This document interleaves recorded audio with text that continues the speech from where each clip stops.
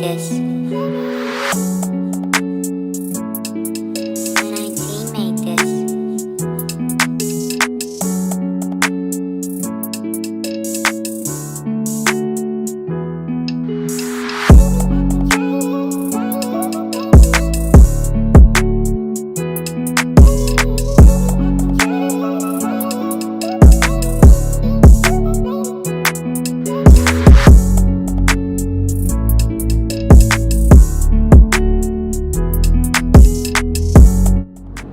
So what's happening, people? So as everyone's aware, I've been doing quite a lot of stuff on Instagram, having lives with people from different walks of life, but mainly concentrating on anti-knife crime stuff.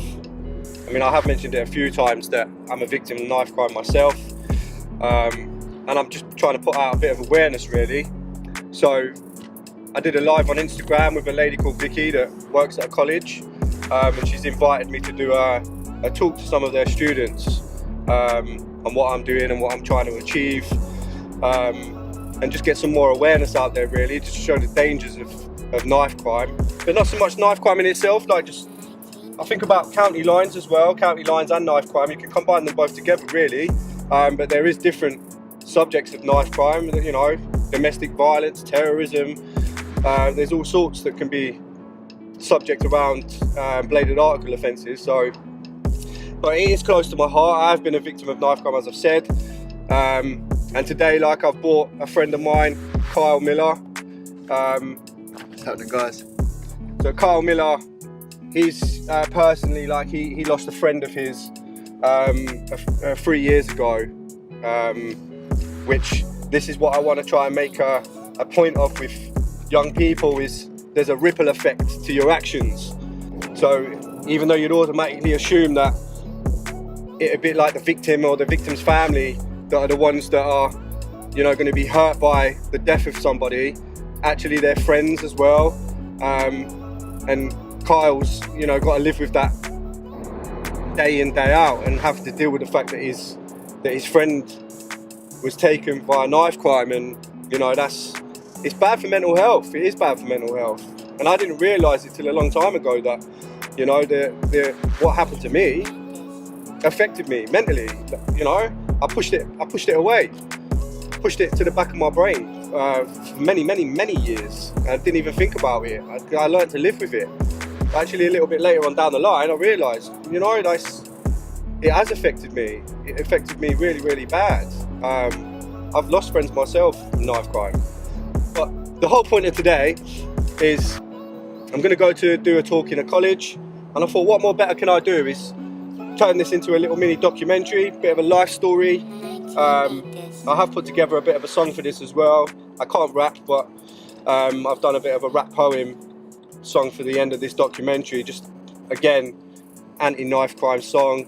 And I'm going to use this time wisely with the talking at the college and just put an educational documentary out there, for one, into my life, and two, is the dangers that you're going to find on the streets, and what we need to educate our children on, and I think from an early age, just to get them aware, and just try and keep our kids safe.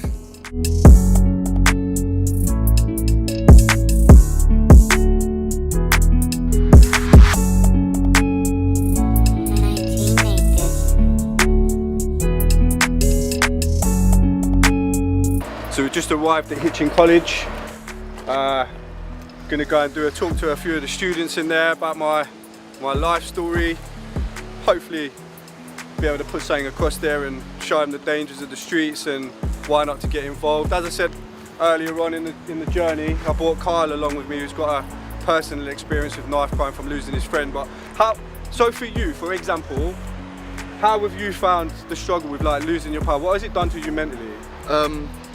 So I guess the way I think about it is it kind of closes you off from reality. Time kind of stands still, and you lose your independence and things. You don't I don't know, you can't exactly just go to anybody and just kind of explain how you're feeling. And then because of knife crime, it's such, only certain few people have been through it themselves. No one really knows what sort of information to give you. So you go to people looking for advice and then you get nothing out of it.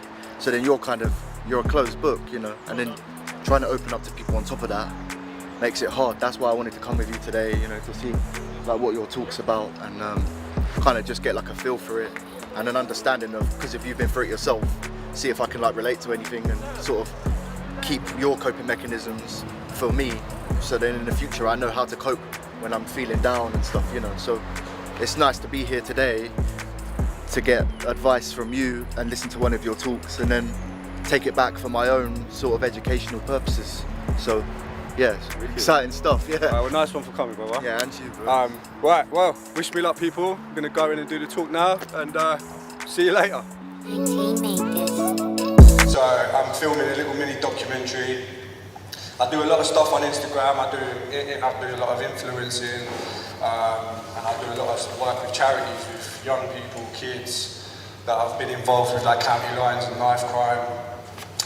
So I've had a lot of people asking me to come around and do talks at schools and police stations, colleges. So I thought it'd be good to actually come here today and have a chat. So starting off really, so I grew up on the streets of Nottingham, which is quite a rough city really. From the age of 2 really, my dad, he wasn't really around for me when I was a kid, so I basically got brought up with my mum. I mean, I can't really slate my dad because I've just basically got in touch with my family, so it'd be a bit disrespectful for me to slate my dad, but I only had my mum. So growing up, I found my family with friends. So my friends out of my house was basically what my family were.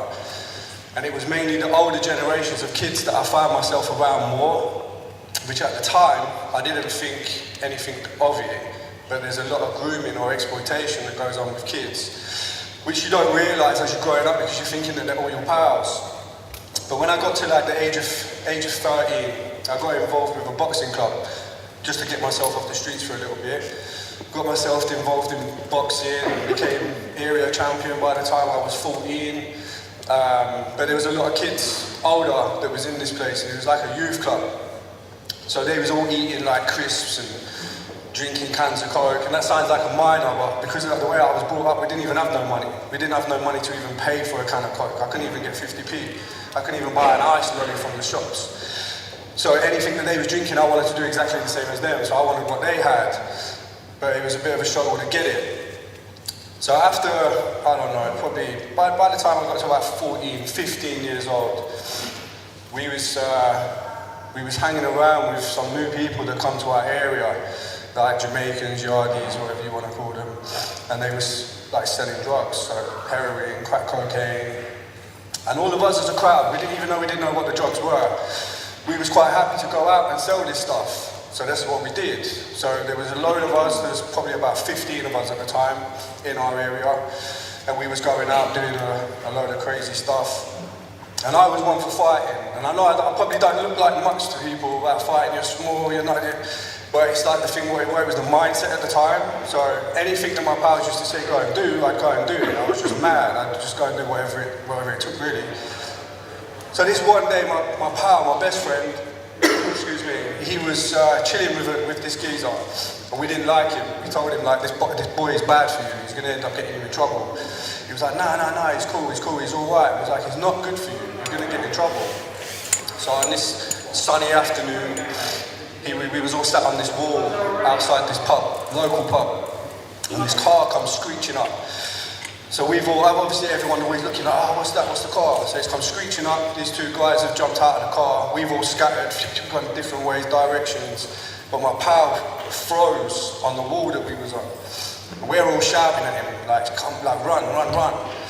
But one of the main guys that come out of that car ran straight towards my best friend and basically stuck a carving knife straight in his chest. So when we saw that had happened, Dave obviously ran straight off, jumped back in the car, screeched off. And I've obviously ran to my pal. He's like still like legs over the wall, the knife still hanging out of his chest, and they died in my arms.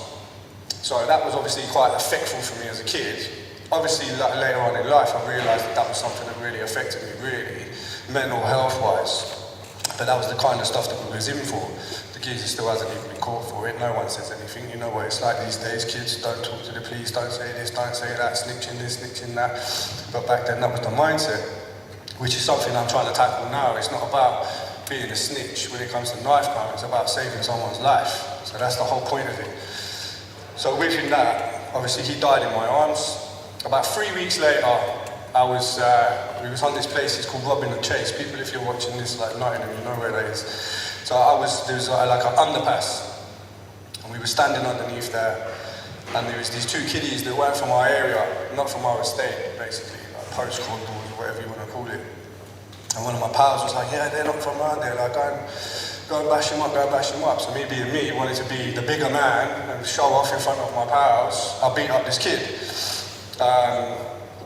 His pal ran off. And this is another thing as well. It's about knowing who's your friends and who's not your friends, who's tight around you, who's not around you. You get yourself in grief, or your pals get yourself in grief, but then it always 9 times out of 10 ends up with you standing there having to stand tall when your pals run off and leave you alone. Just leave you on your own. Is it worth it? But it weren't worth it for him because his pal left him.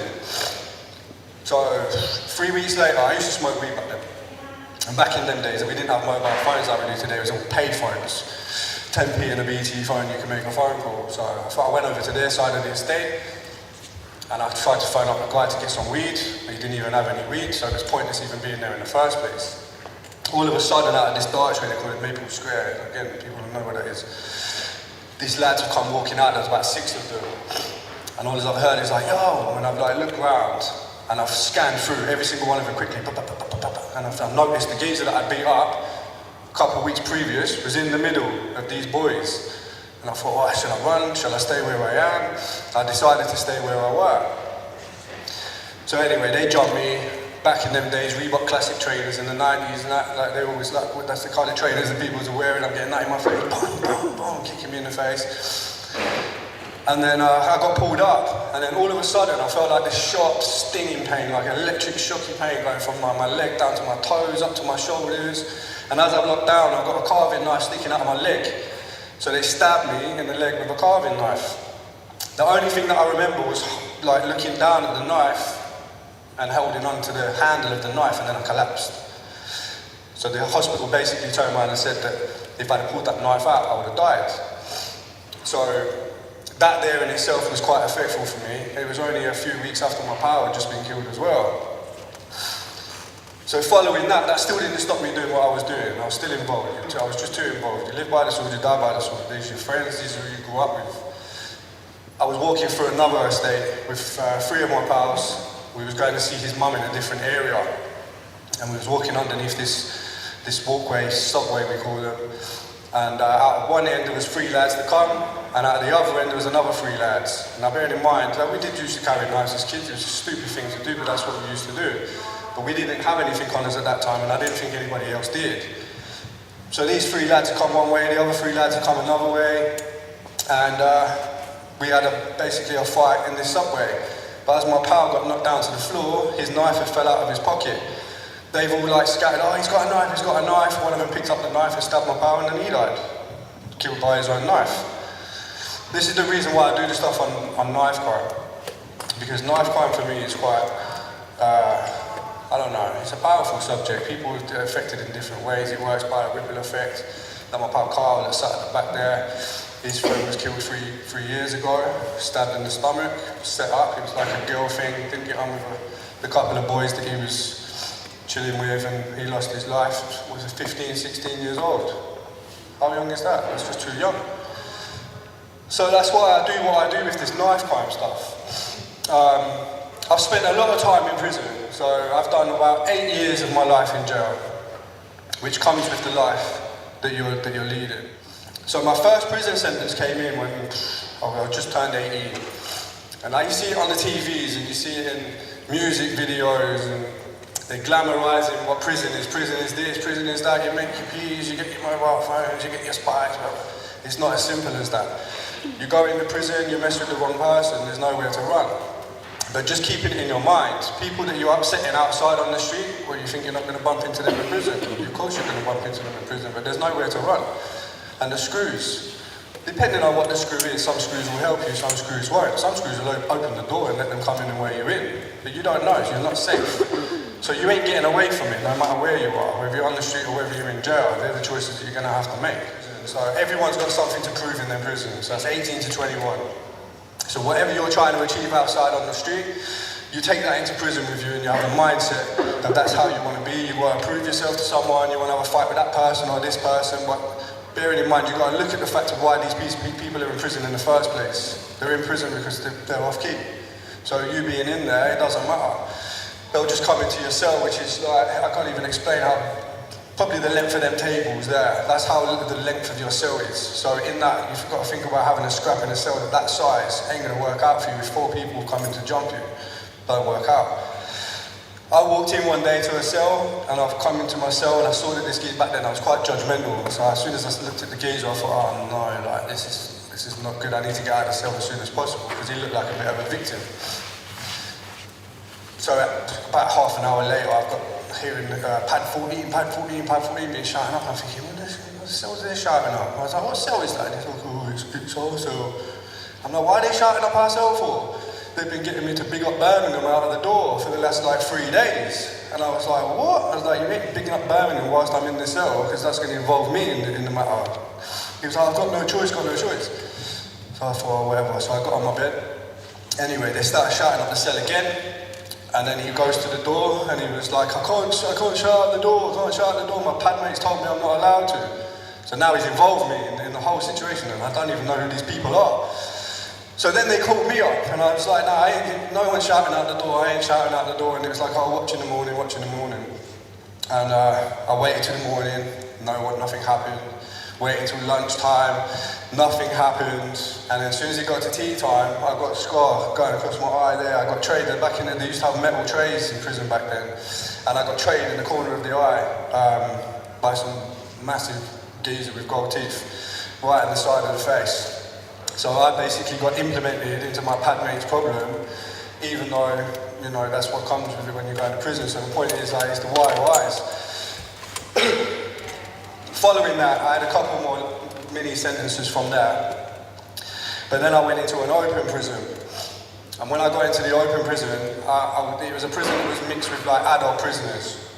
And there was a lot of drug dealing going on. So even though if I wanted to stop doing this stuff, I never really had the opportunity to stop it. I just always got involved. It was everything that I knew, so I just carried on doing what I knew best. So I started selling drugs for an older prisoner in the jail. And it turned out someone that I actually knew off road, he ticked a few bags of little weed off me. When he took this weed, instead of paying me, he snitched on me to the screws and got me shipped out of the jail. So they ended up taking me to a lifer side of the prison. So I went to the lifer side of the prison. I was in there for a matter of 25 minutes. Got myself a shower. When I goes into the shower, I was showering away, like with your boxer shorts on. You never take your boxer shorts off. So your boxer shorts on, I was showering away. And this massive guy just come in, looked at me, gave me the shush finger, and then went straight into the shower and cut the other guy up right in front of me. And then walked back out, don't say nothing, and then closed the door and off he went. So I've just dragged myself as quick as I could and then got in my cell and thought, what the hell, and then the alarms are going off. So what they're televising, the whole point of what I'm trying to say is like, so what they're televising to you on TV and on YouTube, that's not the reality. The reality is like the dangers that actually come with it. It's all glamorized with the stuff that they put out there with your drill music. Don't get me wrong, some drill music is good. I do use some of it on my Instagram, but I use the commercial sides of drill. I don't use the drills that's like with the chefing and the shanking and the jail this and the ups this and the ups and the OTs. I don't use all that. I don't like it. It's not for me. I think with the generation of the kids that we've got now today, they're growing up and they're looking at that, and that's what they want to be. And they're looking at the clothes that they're wearing, the jewelry that they're wearing. Like, they rent half of that stuff. It's not even paid for. Like, they don't pay for that. It's all rented. What the Range Rover? I want a Range Rover like my man. Like, that's a rental as well. It's not even paid for. So everything that they're getting is all fake advertisement for these kids to make these kids want to be like them. But realistically, they should be doing stuff that I'm doing by talking to kids and showing them the dangers of all this stuff and why not to get involved in this kind of lifestyle. When it comes to county lines, does anyone know what county lines is? Yeah? So you've got your county lines. So that could be from anywhere from London, Liverpool, Manchester, Nottingham, Wales, wherever that may be. A phone gets sent down to another area, down to another line. They come to that area to try and set up the line, and they try and groom kids around about your age, maybe even younger. How would they do that? Easy. 9 times out of 10, most of them smoke weed. They look for the places where these kids all hang around.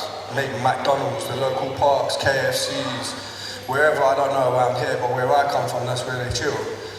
They'll walk up to them and they'll introduce themselves and they'll have a little chat with them. Can you get weed? The kid wants to be the kid. Oh yeah, I can get you weed. They'll go and get him weed. He's done the little short introduction, looking at what he's wearing, what trainers he's got. Has he got holy trainers or has he got dirty Air Forces? Because sometimes the white Air Forces, they go dirt really quick and people don't really clean them. But you'll check that stuff out. And then we're looking at your tracksuits, what little side bag, your little Adidas side bag that you're wearing with your Nike TN hat or whatever it is, whatever kind of stuff that you want to wear. But it looks like, and I'm not saying that people that have this stuff have got no money, but to them, it looks like you've got no money. So these are the people that they're looking for. What happens from there, that's the first time. They'll get the weed, and then that's it. See you later, bye. They'll go out and give their number to more people. So more people will get out that number, the line's now starting to ring. They'll go back again, they need to get a little bit more weed. And once they've got a little bit more weed, now they've introduced to about 3 more of their pals that they never met before. Do you want a McDonald's? Oh, I ain't got no money, so I got you. I'll buy you McDonald's, I'll buy your pals McDonald's as well. Oh yeah, nice one. Take them in for the McDonald's, you buy them their burgers. They're thinking all their Christmas has come because they're getting a burger from someone they've never met. The phone goes off, and it's a shot that comes out. All as you say to this kid, I'll do us a favour. Where I come from, McDonald's, there's a little underpass right next door to McDonald's. So he's there saying, oh, I've got someone waiting for something under the underpass. Do you want to go and take that and I'll give you £20? No, £20? Like, £20 is a lot of money to a 14-year-old kid. Yeah, I'll give you £20. He runs through, goes under the underpass, goes and does the sale, comes back, gives the geezer the money, he throws him £20. It's the easiest £20 is made in a matter of like 4 minutes. £20. You've then given them the option, do you want to make more money? I'll pay you £200 a week. £200 a week? Yeah, £200 a week. Come, I'll take you to JD, I'll get you some trainers, I'll get you a tracksuit, I'll get you a Hoodrich hoodie. Whatever you're interested in, whatever you want, I'll go and buy for you. So that's already the grooming that started from that. And the reason why I'm telling you this is because I've done it, I've been involved in it. That was my lifestyle. My lifestyle is gangs, it has been for most of my life. And it's not something that's difficult to do. And I see there's quite a few girls in here, so even not all this is aimed at men and boys. I've seen it with girls as well. So girls get groomed into gangs. I think girls are easier groomed than boys. Because a lot of girls, and I'm not saying everybody, but there's a lot of girls that want to be with the boy, want to be with the drug dealer, the one that's got all the money, the one that can buy them nice things, their Chanel perfume, whatever you're interested in. That's what they can get for you. So then you're going to be about with these boys that are going around selling the drugs, but you're not going to be the only girl that they're about. They're about probably about 10, 15 other girls. So they're going around different girls at all times. Now I've seen girls passed around like a flannel, like literally, no respect whatsoever. Like they're not interested in your feelings, they don't care who you are.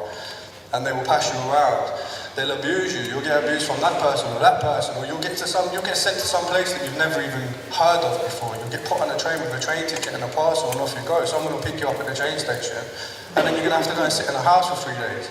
You can't come back until that pack's gone. As soon as that pack's gone, then you can come back, you can pick another one up and you can go back again. Probably to a different area this time. Which is the same with the boys as well, but the girls are the easier ones. I won't go into too much detail why the girls are the easier ones, but put it this way, you can put things away a lot quicker than men can. So this is the reason why they pick that, because it's easy. You'll be a passenger in a car with a drug dealer, and you've got police coming up behind you, the pack is passed to you, put that away. I'll let you use your imagination where you think that's going. But that's what happens, and I've seen it happen, and it's sad. So what I do is, I go around and I talk to kids, and I talk to younger kids. I mean, you're probably the oldest that I've spoken to in the college, but I usually speak to the younger kids and I try and give them ways and means of getting out of these situations. Instead of saying no to the dealers that are trying to groom you into this life, excuses are the one. Because county lines, we were looking for people that aren't going to be missed from home. So that could be for anyone as something simple as being in a children's home. Even though you'd think in a children's home, well, the staff members are going to be worried. Nah, they're not worried about the kid, they're worried about their numbers, and they're worried about the fact of how we're going to explain that a kid's gone missing. That's what the problem is. So if you're making up excuses to parents, to the drug dealer, by saying something as simple as, I can't, my mum needs me to go and walk the dog. The next day comes, and you come up with another excuse, I can't because my mum needs me to go and babysit. And the next excuse comes, I can't, I've got to watch the house while my mum goes shopping. Now you've mentioned your mum on 3 different occasions now, so obviously if we take you away for 3 days, your mum's going to worry where you are, which is going to be a bit big for us because now the police are going to be on the scene, you're going to be in the newspaper that there's a missing child and everyone's going to be looking for you. That's a risk that we're going to get caught. Simple.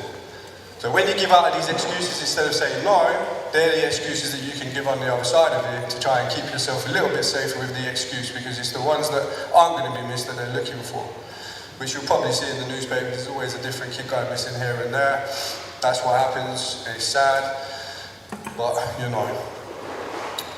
So basically, through all that, so throughout my whole life, I've taken every drug you can imagine, like everything you can imagine. And I took drugs to basically block out all the bad stuff that had happened to me in my life that I never had to face up to. The murders of my pal, the death of my the death of my granddad, the murder of my other pal, the stabbing of my own. And without realising, I didn't know I was trying to block that out. I just thought it was life, you get on with it and you deal with it, and didn't realise that I had any mental health issues that was coming from that. But I actually did later on in life.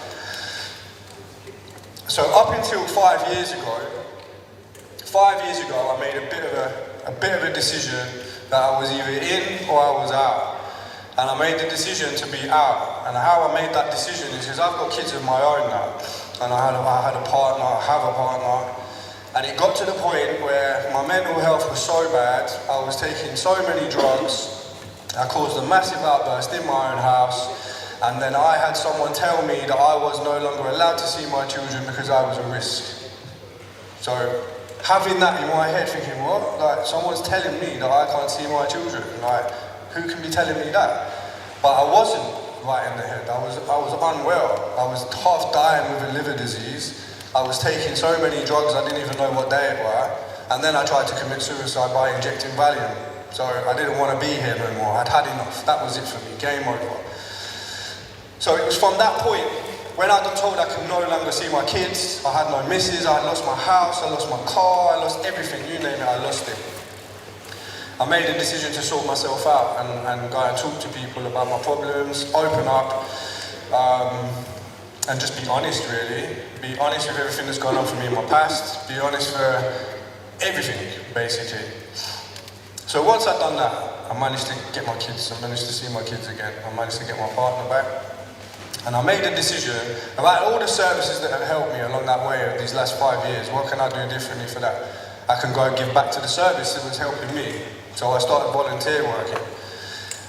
I volunteered work there for about 4 months, did that well in the volunteer work. They offered me a job after about 5 months, got a job coordinating another place in another area, got that, which then led me on to doing volunteer work with the police. Now when people mention the police, I was like, oh my God, like the police, like they're the worst people ever. Like, I'm not going around to the police station, I hated the police hated me. Why do I want to be with them for? That's crazy. What are people going to think about me? Oh, they're going to think I'm a snitch because I've been seen with a police officer, or they're going to think this, or they're going to think that. But the first time in my life, I thought, you know what, I don't even care what people think. Like, think what you like. You want to still be involved in that life, you be involved in that life. I made the choice and I don't want to be involved in that life no more. Just because I'm helping out the police with something, it don't make me a snitch. If anything, what I was doing restorative justice with kids with their parents, where their kids are moving away from their parents and not telling their parents where they're going. So I was sitting them down with parents and I was discussing things with them. I was talking with them, looking at where they was going wrong, but then letting them understand if they disappear and the parents can't get hold of you for a couple of days, they don't know if you're dead in a ditch somewhere. They don't know, they're worried about you. At least you can do is just send them a text saying, I'm alright, I'll be back in an hour, or I've gone to Brighton to go and see my pal. But none of that. So it was just bringing them together. They have a little, oh, I love you, son, oh, I love you, dad, oh, you really are a good boy, oh, you're a good dad. Perfect, job done. That's how it worked out. But from me doing that, I then got myself a job with the biggest early intervention project that happened in the UK at that time, called Reboot, where I was going around with kids, on a one-to-one basis, helping divert them away from serious crime, knife crime, gangs and county lines. And the way we was doing that, I was working with them on a one-to-one basis, doing coaching with them. I was coaching them into knowing what their achievements are and know that they can achieve anything if they put their mind to it. My motto is believe to achieve. Believe you can do something, go and achieve it, and you'll believe that you can achieve something else. And what I find in a lot of kids, that they go to achieve something and they fail. When they fail that, they don't believe that they're going to be able to achieve anything from it because they've already failed at that thing. So I have the belief in the first place. But then we've got kids that say there's nothing around there, there's no youth clubs, there's no centres, there's nothing to go and do. Yeah, there is. There's plenty of stuff to do. It's having the mindset to go and look for it if you actually genuinely want it. This is where I come into it for these kids. I went and found, what are you interested in? Oh, I'm interested in MMA. Sweet. I'll go and find an MMA club for you, which I did do. I found an MMA club. The MMA club was good. And one thing about me is that I want kids to go to clubs where it's about the kids, not about the money. Business, obviously, you've got to have a business, but the kids should come first. If you're more about the kids, I'm happy to put the money into you as a service, which I did do. I put 25 kids into an MMA club with a friend of mine, and they loved it, and they were still going all the way up until lockdown. I put people into equine therapy with horses. They want to go and see horses and do equine therapy with horses. I got them to do that. I got them to look at themselves in a different way that they never looked at before, because you've taken the time out to find out information about them that no one else has ever asked them before.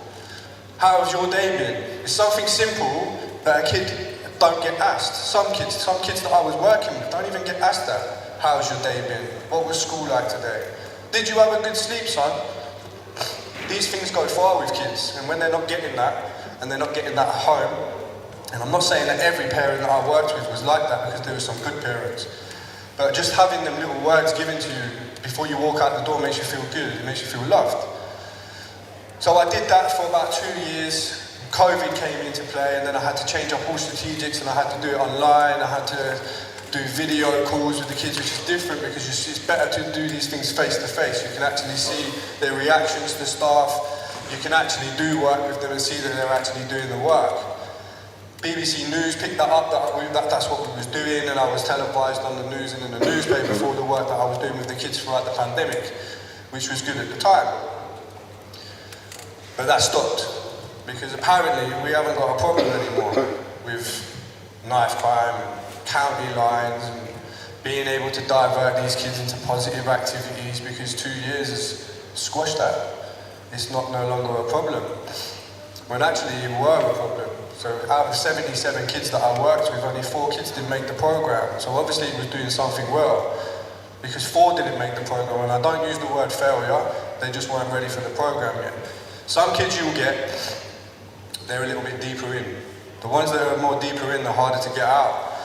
So I think we should catch in kids from year 6 upwards and go from there. Because the generations that we're in now, we're already at the middle part. We're already seeing the stuff on the TV, we're already seeing the murders, and we're already seeing the London stuff, the Liverpool, the Birmingham stuff, it's already there. Everybody wants to have money, yeah? Everyone wants to wear the nice clothes. I want to wear the nice clothes, of course I do. But how I used to make my money to get them nice clothes was in a bad way. I used to sell drugs, I used to rob people. That's how I used to get my money. But now I wear nice clothes and I earn my money. I go to work to get my money. Yeah, bills come first, and if I've got money to play around with, then I'll buy my nice stuff. But before, I could go and get it with a click of a finger. But it wasn't the right way, because there's consequences to your actions. You're just going to end up back in jail. And another thing, going back to the knife crime, I always get a question sometimes like, oh, like, when you got stabbed, did you get revenge? What do you mean, did I get revenge? So I've already had an action with a consequence already, being stabbed in the first place. So I'm now going to cause another action and a consequence for actually going to get revenge. Because the only thing that's going to happen from that is, what they say statistically, you're 50% more likely to get harmed with your own knife if you're carrying one. So for example, someone like me, I don't look like much, but someone like me and you used to pull out a knife, you're now risking, when you're pulling out that knife, me turning around to you and saying, go on then, bruv, stab me, innit? Are you actually going to physically stab me? Because if you're not, I'm probably going to stab you. So it's best just to not carry the knife in the first place. Because I would say that, like, go on then, bruv. I'd walk closer to you, go on, stab me. Because like, when you've been to the point of no return, where it doesn't matter if you're here or whether you're not. They're the people that you need to worry about. People that ain't got nothing, people ain't got no home life, people haven't got family, they've got nothing whatsoever. They're the ones that you need to look out for because they're risky. Because you're pulling out a knife on these people, they don't care whether they're dead or alive. So you pull out a knife on them, you're gonna have to stab them, you're gonna have to do something. That's why it's best to just not carry the knife in the first place. It doesn't need to get to that point. 9 times out of 10, one of you's dead, one of you's in jail. It's gonna work out either way with that. So following on, so now, for example, as I said at the beginning, as you can see, I'm doing a bit of a mini documentary. My life is starting to take a little bit of a time, and I'm starting to make a bit of a name for myself. And I've got myself involved in quite a lot of stuff. So everyone watches EastEnders and Coronation Street, and some people might think, oh yeah, how is it like to be acting and doing that? Oh, I'd love to do something like that.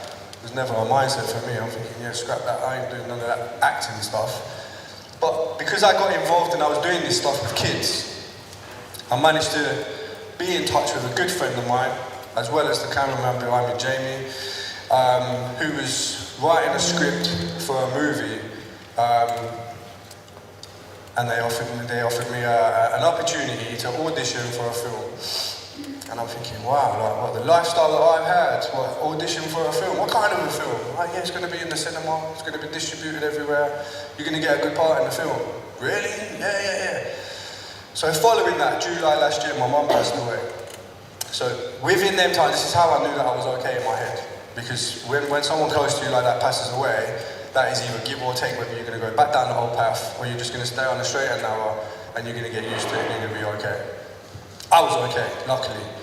I went to Spain for 3 weeks, went in a villa, got away for a little bit, and then the director phoned me and said, you got a Zoom-in audition for this movie tomorrow. Make sure your top's off, wear your sunglasses, sit next to the pool, make yourself look glamorous. And I'm like, what? Like, you've got to give me some like notice, surely. No, you'll be fine. Goes on to the audition with a guy called David Bawara, and improvised on this part. Within 5 minutes, they gave me the part for a movie. We changed the film because obviously COVID came into play, so it kind of ruined all the filming and stuff. But my point is, what I'm trying to say is, so from the life that I've come from, and all the stuff that I've actually gone and done, the stuff that I'm now achieving was things that I never thought that I'd be able to achieve ever in my life. People are actually giving me a chance and they're opening doors for me. Sometimes you are going to get doors that are going to close in your face, but that door just weren't ready to walk through yet. But there's going to be another door that's going to be ready for you.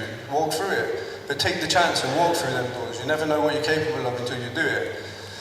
So being in the, like, having a movie to go in, I've done theatre. I got thrown in at the deep end with a theatre play. You got, I need you to cover me quickly. Someone's pulled out of a theatre play. Really? What? That's live? Yeah, you'll be fine. Bearing in mind, I'm dyslexic. I read lines about 16 times before I've even got it. I thought, I'm never going to be able to do that. How many lines is it? It's okay, it's a couple of lines. Yeah, 3 pages later, it weren't. It was 3 pages of lines and I had 10 days to learn it. But I went and did it. I believed in myself that I could do it, and I did it, and I achieved it. Hence the reason believe to achieve. Once I'd done that, we filmed a little drug infomercial. So I'll give you a little bit of it. So brief drug infomercial. So this is showing the capabilities of people and who's more guilty than the other. So there was a county line drug dealer, got an 11-year-old girl with a little dog, like, just stigmatised, as that's what it's supposed to look like. That's what TV makes it seem like. Selling pills. The guy comes up, he's from university, he wants to buy a couple of pills, and he's going on a night out with his pal. So he buys these pills, he goes and takes the pills to his friend that they're going on a night out with, bearing in mind she's never taken a pill in her life. She took the pill, she died. So then me as an undercover police officer, as ironic that looks, but yeah, I played the part. Chasing him up down the street, he's like, oh, I'm sorry, I've been in university, I've got this, I've got that. The thing is, he's more guilty than the drug dealer. He's passed the drug over. He's passed that drug over, he's killed her, basically, he's killed her. So he's practically going to get the same sentence as what the drug dealer's going to get. So in lines of, like, let's say you, for example, you've got a bag of weed, and you're with your pal there, I'm guessing your pals. So you've got that pal there, and you've got a bag of weed, and you've just gone and buy a bag of weed. He's giving you the tenement, you know the geezer. So even though you've gone to the dealer to buy that bag of weed and now you give it to him, now you're his drug dealer. So now you're getting arrested. People don't realise that sometimes, but that's what happens. But following that, so I've got myself an agent. So with all this acting stuff, I never thought I could be doing that. I got myself an agent. I don't know if any of you watch it, but I've done like 8 episodes of Made in Chelsea over the summer holidays. Got myself in places in Kensington and places that I never thought I'd even be in. I've got tattoos all over my neck. I don't look like I'm from Chelsea, I'm from Nottingham. So how does that look for me, standing there like, you know, in my shirts and that with the tattoos, but I had the look, it was what they was looking for. They was trying something different and they was happy with that. That was perfectly fine. They was happy. And things are starting to move on for me now. So as we said, we're doing this documentary now, and this is the documentary because I've had a lot of people asking me on Instagram to do talks and talk about myself and talk about my life, and I do lives with people on Instagram, and I try and turn my lives into other people. It's a platform for other people to come and talk and tell their stories. It's not there for me to be telling mine. I'm saving my platform to be telling stories in places like this, which actually in front of young people is, I get a lot more credit out of talking with young people about my life because I'm putting it across to other people, because I'm trying to make it to the point of where don't make the same mistakes that I made. This mistake's easily made. You can slip into that mistake really, really quickly. I just don't want the young people to make that mistake. I want these people to concentrate on your education. I want you to leave college and go and find a job and do a good job that you want to do. Whatever sport it is, if you want to do PTing or football coaching or whatever it is you want to do, you can do it. I know college is boring, school's boring. Jesus Christ, it drives me nuts. But it's there for a reason. And the thing is with education, the people that you're all sat with now, all these friends, these people are the people you're going to take to your future with you. That's how it should be. You should be friends for life. I'm still friends with people that I was at with in school. That's still now to this day, and I'm nearly 40. I'm 40. Do I look 40? Yeah, wicked. So I'm still friends with them. So these people are everyone you're going to be taking to your next life with you. When you get a job and you get married and you have your kids, these are the people that you're going to be spending time with. So it's really important to have education and to have your friends around you and do the right thing and make the right choices, because you'll find benefit out of it when you get older. And I'm saying that now because I didn't find benefit out of it until 5 years ago, which I'm a little bit later on in my life now, and I wish I could have done it a long time ago. Does any of your parents ever say to you, you will regret it when you leave school, you'll wish that you could go back? You can say that, yeah? My parents said that to me as well, and I said I'd never say that to my kids. And now I'm actually repeating exactly what my parents said to me as a kid, and I'm thinking, what the hell am I saying? I'm saying the same thing that I said that I would never say, because it's true. It's just life. But yeah, I'm done. That's me. But has anyone got any questions you want to ask? Silence. Yeah, go ahead. Yeah. Looking back on your life, can you speak to the point at which you got out of the situation that you were in and how would you have done it? Like when you were young? Yeah, no, there was no point in me getting... Sorry? It's like junior school age when you was really wrong when you started. Junior school age is where it started. So I had one of my best pals, and I was on a podcast not so long back, and I spoke about him. He knows who he is. I was around on Facebook. We used to do some crazy stuff, even at like 10 years old. But I think, to be fair, I didn't even want to get out of it back then. So we was just having fun, really. We just saw it as fun. And I think what you see in the newspapers is gang this, gang that. Like, we don't see ourselves like that. Like, it's not so much as a gang. Yeah, you might have a name for yourself, but that's depending on where you're from is where you're taking that name and how you glamorise that name, really. But like when I was growing up, it weren't like that. We was just all a bunch of friends. But as you say, like anything more than 3 people in one area, you're classed as a gang anyway. Even just 3 people. So you can be stigmatised as being in a gang, even just being with 3 people, 6 people, 10 people. Like it doesn't make any difference. But we don't see it as that. We just see it as friends and family. And if you haven't got that in your house, and you don't feel that you have a family. I'm not going to say that my childhood was bad, because it wasn't bad. My mum had me when she was 16 years old. She was quite young. My dad was a couple of years older than my mum, and then my dad left when I was 2, which then led on to my mum meeting my stepfather. And I just think from there, really, I think growing up, I just rebelled against everything that was being said against me, to be fair. And I did feel a little bit out of place when my brother and sister came along, and I just felt like the gooseberry of the family, and I was always the one in trouble. they could never do any wrong. That's how I saw it back then. But now when I look back at it now, it was actually me that was half the causes of the problem. I was just being me, just being a rebel. My granddad used to call me a villain. I used to get called a villain near enough every single day. So as kids, you're like a sponge. Anyone that says anything to you as a kid, you're going to soak it up and you're probably going to take it to your older years with you. Oh, he called me a villain, I must be a villain. I might as well go live a villain. And I have been a villain. I've been in prison. I've done 8 years of my life in jail. So you could actually class that my granddad was right. I'm a villain. But actually I'm not a villain. I just didn't take that right pathway. I wasn't guided. There was no guidance for me.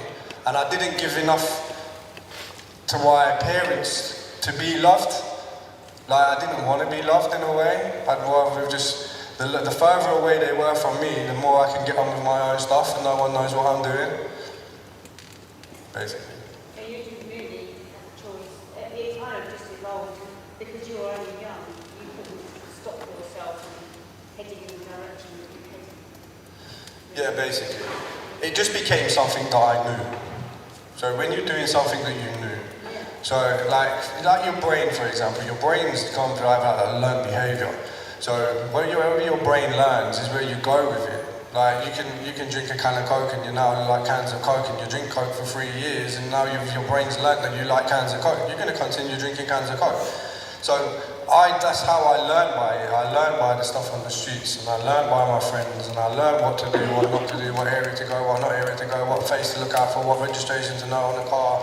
I learned all this stuff. And at the time it's something that keeps you on your toes. So it keeps you on your toes and it's adrenaline. You get a rush of adrenaline with it, the lifestyle. I'm not going to say I've had bad times because I'm going to lie to you because I have had some good times. But if you work it out in the pros and the cons of exactly what the good times are and what the bad times are, the cons are going to outweigh the pros 100%. Because there's a lot that comes to it that actually ain't fun, is dangerous, things that can risk losing your life. I know a few, I'm not going to talk on this documentary, I've got a podcast at the end of the month, but there's other things that, to go into detail would be a little bit too much for today. But there's other stuff that I've seen, that I've done, that I've seen happen to other people, that is things that you wouldn't even be aware of that you think would actually happen unless these people come out and spoke about it. And some of this stuff that happens within these gangs is a tactic and it's a scare tactic and they do it on purpose and they do it as a fear factor. So it's done as a fear factor. This is what's going to happen to you if you do this. This is what's going to happen to you if you do that. For the drug dealing, for example, when it comes, knives come into drug dealing. So if you're a gang member and you're wanting someone to deal drugs for you, and you want them to take that pack, what else are you going to get with that pack? Here's the knife. You need to take that knife with the pack, and you need to take that pack with everything you've got. Well, what am I supposed to do with the knife? If anyone tries to take the pack, you stab them. Obviously, that's what I'm giving you the knife for. But you're saying this to a 13-year-old kid. But bearing in mind, if this 13-year-old kid hasn't got a family, a home, or a mum, or a dad for them to even know if that's the right or wrong thing to do, because this gang member is an older guy, or as they call them OGs, whatever the hell they want to call themselves, OG, older guy, he's going to listen to what this older guy is saying because he's thinking that this guy knows better. So with that knife, anyone tries to come and takes his pack off of him, he's going to stab them. Now what's going to happen to the 13-year-old kid? He's not going to go into a secure unit for a long time because he's just stabbed someone over something that don't even belong to him. Lucky if he's even going to get a mini Philip burger from KFC for the pack drop that's there. So that's how it rolls, and it's a scare tactic. And it's just something that everybody needs to be aware of. And it took me a long time to be aware of all this stuff. And I'm a grown man. I walked into this stuff with my eyes closed. Even though I'd been around it for most of my life, when I actually got involved in it, my eyes was closed to everything that was going on. I didn't understand what was going on. I was just going away with it. Yeah, I can fight. Yeah, I'll look after the pack. No one's touching it. I don't even need a knife. But you're going to get some heroin addict or some crackhead that's going to come and try and take your stuff off you. You're just going to knock him out. You don't even need a knife. But actually, when you think about it, they're not coming to you with their fists. They're coming to you with hammers and sticks and crowbars or whatever, because they want the stuff that you've got. But you know, because you've just been told by the older person that you need to protect this staff, you've got to basically either take a crowbar around the head, or you've got to use a knife and stab them. Which then, who's the one that's in trouble? It's not going to be the drug dealer, because the drug dealer is just going to move on to your pal Larry over the road there. He's going to now start serving up because you're now serving time in jail. That's how it works.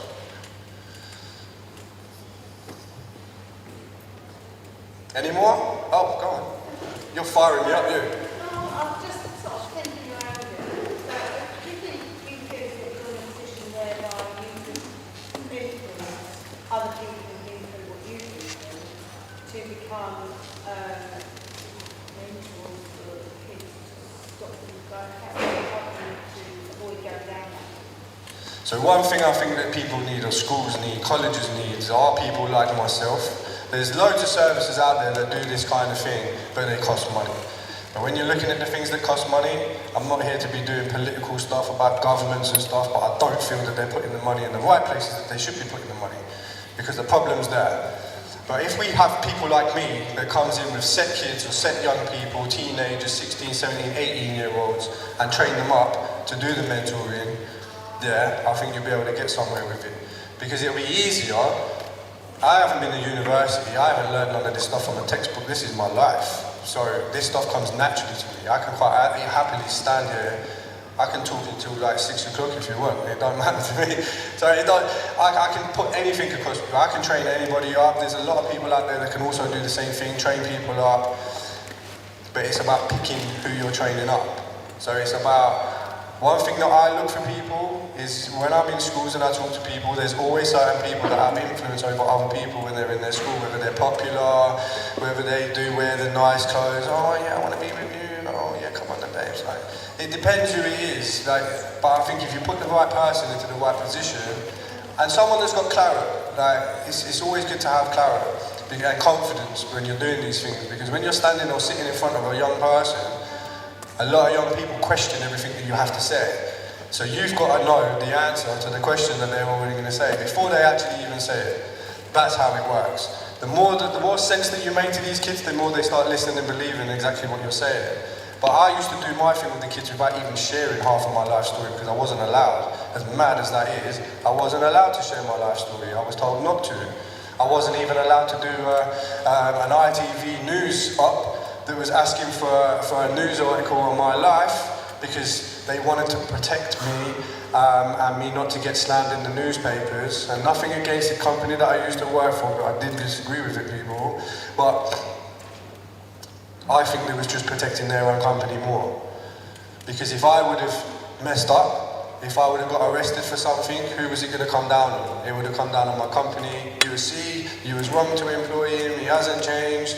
He's now still doing the same thing, and it's still being judged. Like, I'm still being judged now, all these years later. I haven't been in trouble for years, but I'm still being judged. I did youth work for 2 years with the Crime Commissioner's Office. I've worked in police stations. I've got police pals, chief pals.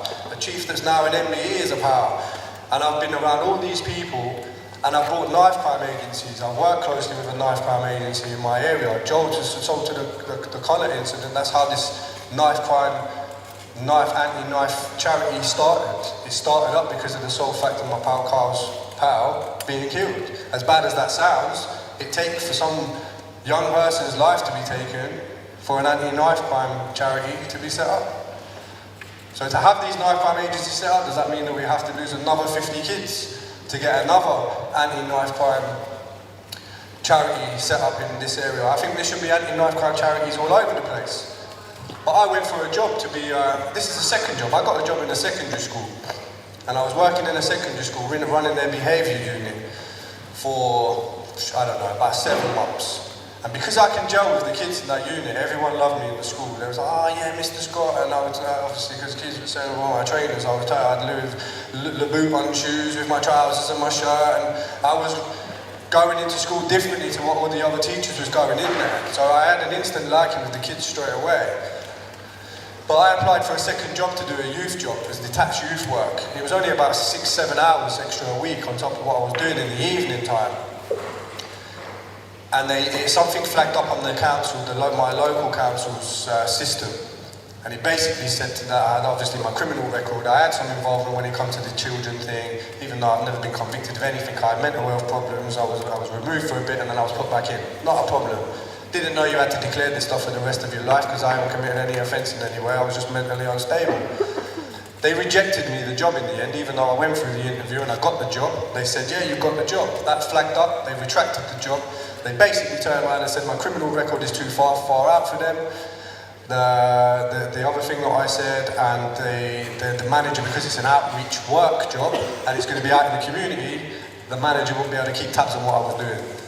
Now bearing in mind I've just come from a 2-year job where I was out in the community on my own every single day looking out for 70 odd kids, and that's what they come out with, which really annoyed me. And I did a video on my Instagram about it, which got and TikTok has got thousands of views on TikTok about that, because it's just proof that no matter how much you turn your life around, there's still 1% of people out there that are still going to judge you on what you've done. So it's about thinking about your decision before you make it, because later on in life, like I said, I'm 40 years old nearly, I'm still getting judged now for stuff that I've done a long time ago. So it will never stop, it will never drop.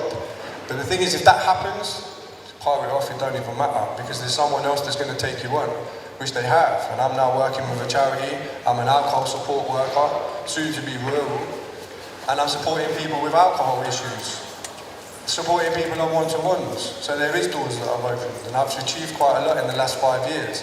So how I see that is their loss, not mine. And it's actually not their loss, actually, it's the kids that I was going to be working with, that's who's lost out. And this is the point of the argument that I gave back. I'm sorry you're disappointed, they said. I said, I'm not disappointed, I'm glad I'm not working for you with that attitude. It doesn't matter to me. It's the kids that I'm worried about. Yeah. Any more? Go on, mate. What's that? My goals for the next 5 years. Hollywood. That's never going to happen because I can't even get in America. Another thing, yeah, DBS. You will never get in America if you have the offences that I have on my DBS. You will never get to America. So, where I'm doing this acting, to be fair, the acting, that's where I want to be now. I've been given so many opportunities already just from me getting this one part in this film, and I ain't even filmed it yet. So the minute that I film this part in this movie, which should hopefully lead on to other things with films. I've got an agent, as I've said, and I've had a couple of companies from America that have been messaging me wanting to sign me to their books. And they're from like America, New York, Madrid, all these places, but I've turned them down. Because the reason why I'm turning them down is because I don't think I'm ready for that yet. I'm not going to put myself out there for something that I'm not ready for yet. I want a bit of experience behind it. So, in the next 5 years, I'd want to see myself have done like 3 films, have 100 grand in the bank, and a Range Rover. How about that? It's all about planning, see? You know, like, look, have you heard of law of attraction? You give good to the universe, you get the good back. So I've got it in my head that that's the stuff that I actually want. I made a plan, yeah? My Instagram ain't got many followers. I've got like 996 followers or something. But bear in mind, I've done nothing with that Instagram. It's just built up on its own. And I made a point of saying, I want 1,000 Instagram followers by the time it gets to Christmas Day. I'm 4 away.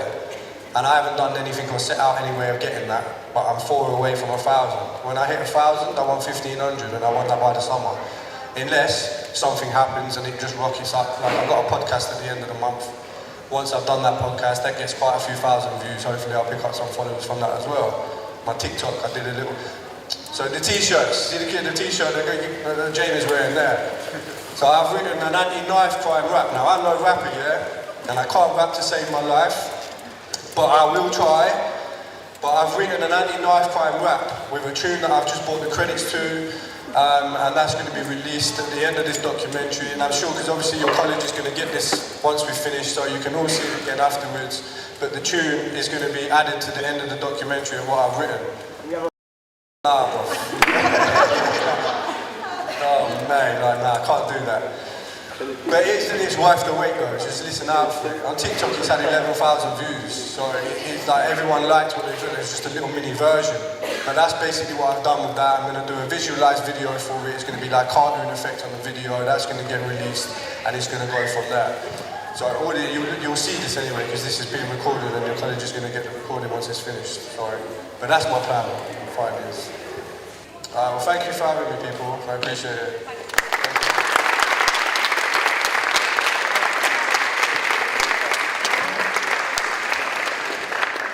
So this is Vicky. She's the one that invited me to the college to come and do the talk to the kids. So I thought I'd get her on camera quickly just to ask the reason why. what she feels necessary at the purpose of having guest speakers coming in. So like, what is the purpose behind having guest speakers coming in talking to the kids in the college? I think it brings a different level of authenticity to the college. I think teachers do a brilliant job, but aside that, we need guest speakers to come in to give it a richness and to give a depth of experience. I don't have the experience that you have, and I think for the students it brings them so much enrichment and use to their lives, and I feel like they take so much away from it because it enhances the whole curriculum that we deliver. So we really appreciate guest speakers coming in. Brilliant. Well, thanks for having me in. No problem. Thank you. So there we go, people. That's my story. First time I've been in a college and done it in front of a load of kids. I think it went really well. I had a good few questions. Coming up now, what you're going to hear is in the credits is the song that I'd written called Less Blame. And there's a reason why I've done that. It's an anti-knife crime tune, so I hope you enjoy it. Good evening. A police manhunt is underway after a series of knife attacks in Birmingham city centre last night, in which one person was stabbed to death and 7 others were wounded. Teammate this. Everyone talks about knife crime and assumes that to do with that gang shit. The media is quick to televise, but that ain't gonna help stop it.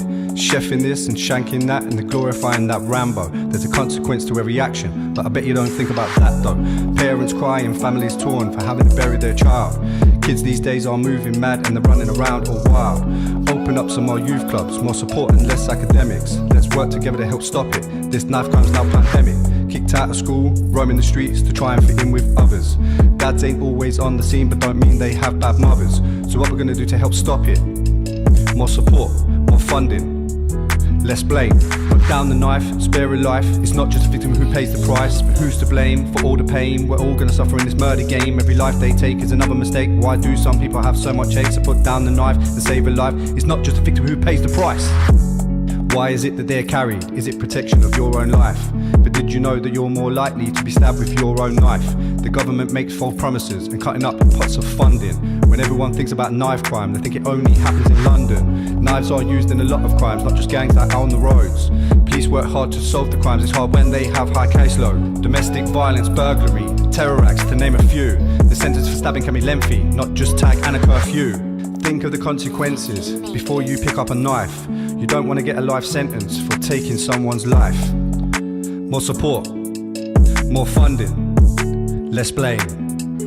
Put down the knife, spare a life. It's not just a victim who pays the price, but who's to blame for all the pain? We're all gonna suffer in this murder game. Every life they take is another mistake. Why do people have so much hate? So put down the knife, save a life. It's not just a victim who pays the price. Put down the knife, spare a life. It's not just a victim who pays the price, but who's to blame for all the pain? We're all gonna suffer in this murder game. Every life they take is another mistake. Why do people have so much hate? So put down the knife, save a life. It's not just a victim who pays the price. Let's blame. Hello, I'm a door supervisor. I've just been told that a young lady's been stabbed. Yeah, she's on the floor.